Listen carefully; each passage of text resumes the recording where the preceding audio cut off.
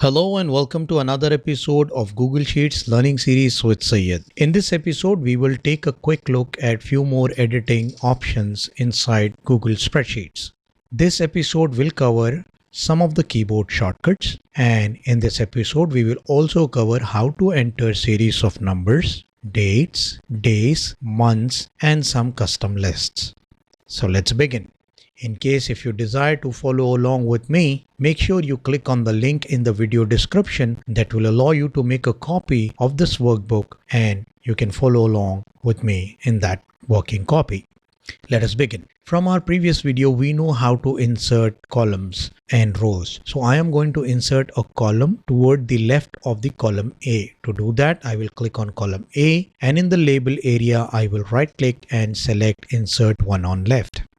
Now here I would like to enter the series of numbers. That is, I would like to give series of numbers to these gentlemen 101, 102, 103, just a serial number to order my people on that sales data. So how do I do that? I simply enter the SL number on the top. I enter 101 here and I press enter. Now I need a series of number. If I just hold this drag handle on the lower right corner and drag it down, you will notice it will simply bring me the same number over and over again. It will just simply copy that number downward. I don't want that to happen. So I will just press Ctrl Z to undo that last action. Now, in order to bring that series of numbers, that is 101, 102, 3, 4, so on, I will hold the Control key this time while I drag that handle down. Now holding the Control key down, I click on that drag handle, hold the mouse left key down and drag it across and release it wherever I want it to end. There we go.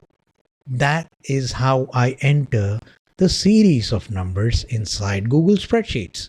It was simple, isn't it? In case if I want to enter a series of numbers by jumping few numbers, for example, say I want the first one to say 100, the second one 110, and now I want each number to jump 10 numbers. So I select both of them, and this time without holding the Control key, I'll simply click on that drag handle and holding the left key down of my mouse, I will drag it down and release it on the point where I'm satisfied. Okay, this is the point till where I need that data. See that? It is jumping 10, 10, 10, 110, 120, 130, 140. That's how it's getting me the series of numbers if I enter that two numbers in two cells. I mean, in the first cell I entered 100, in the second cell I entered 110, and it started jumping 10 number because it thought that that is what I need. Now let me get rid of that data. Now let us try look at how we enter dates. In the column B, I will simply click on column B. I want the date to go toward the left side of the column B. So I will right click on column B, insert one on left. That is one column on the left side of the column B. So the column B is pushed to column C and the column B is now empty. I will type in dates and now I will enter today's date. To enter today's date, there is this shortcut of the keyboard, that is Control semicolon. If I press Control semicolon on my keyboard, it will enter today's date on that cell. That is how I enter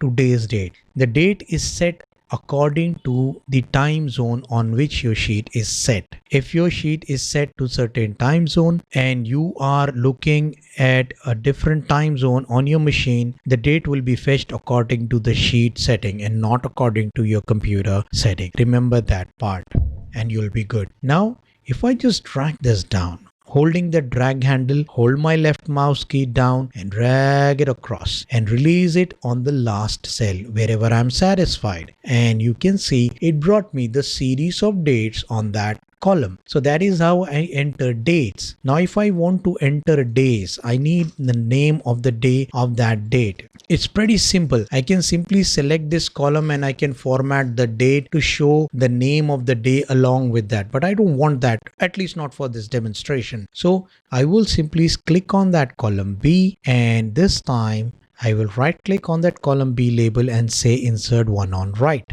and here I will type in the name of the day. So I know from my calendar that on 28th of this month it was Monday. So I will enter the name of the day, Monday, and press enter on my keyboard. Now, while placing my selection on that cell, keeping my mouse on that drag handle, holding the left key down without releasing it, I will drag it across till the last point on that data range and release it. See, all my days are filled in from Monday to Sunday. That's how we enter the names of the days in a Google spreadsheet. Now, similar is the case, similar is the fashion. You enter the names of the months. I enter the name of the current month, July, and I press enter. Now, if I drag this down, holding that drag handle, left click on that drag handle without releasing your mouse, just drag it down till whichever point you want and release it wherever you want to release it, and you can see all the names of the months have been captured for you, filled in automatically. Now,